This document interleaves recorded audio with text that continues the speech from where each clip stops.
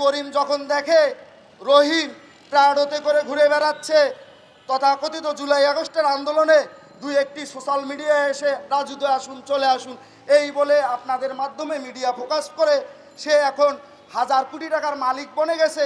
আর করিম লাইব্রেরিতে বসে, তার চাকরির সার্কুলার নাই, সে কি মুখে হাত দিয়ে আঙ্গুল দিয়ে বসে থাকবে? রহিমকে দেখা গেল প্রাডোতে চড়ে সে ক্যাম্পাসে ঘোরাঘুরি করছে। আজকে থেকে বাংলাদেশ জাতীয়তাবাদী ছাত্রদল আপনাদেরকে বৈষম্য বিরোধী ছাত্র আন্দোলন বলবে না, আপনারা বৈষম্যমুখী ছাত্র আন্দোলন। আপনারা বৈষম্য করছেন, আমরা দেখছি।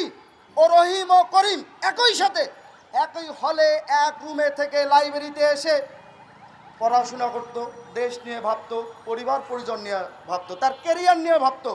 কিন্তু 5 আগস্ট পরবর্তী সময়ে দেখা গেল রহিম সুযোগের অভাবে সৎ থাকার চেষ্টা করেছে মাত্র।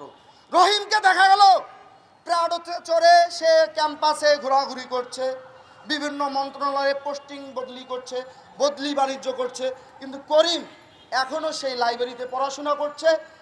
শুধু লাইব্রেরিতে পড়াশোনা করছে, শুধু কি তাই? দেখেন, গত 8 মাসে চাকরির পরীক্ষা হয়েছে কয়টি, সার্কুলার হয়েছে কয়টি?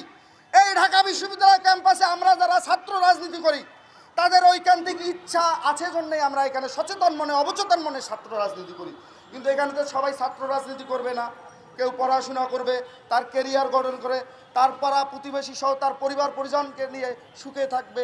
আমরা বাংলাদেশ জাতীয়তাবাদী ছাত্রদল সহ অপর ক্রিয়াশীল ছাত্র সংগঠনগুলো তাদের শিক্ষার পরিবেশ নিশ্চিত করার জন্য প্রশাসনের বডির সাথে সমন্বয় করে আমরা কতটুকু আমাদের আচার আচরণ চাল চলন নিয়ন্ত্রণে রেখে শিক্ষার্থী বান্ধব করতে পারছি, সাধারণ শিক্ষার্থীরা দেখবে। তাই সাধারণ শিক্ষার্থীরা তো রাজনীতির রাও বোঝে না, রাজনীতি নিয়ে অনেক সময় সচেতন থাকতেও চায় না। আমরা যারা রাজনীতি করি তাদের কাজেই হলো, সাধারণ শিক্ষার্থীরা একেবারেই রাজনীতি বিমুখ হলে একটা দেশ গণতান্ত্রিক পন্থায় চলতে পারে না।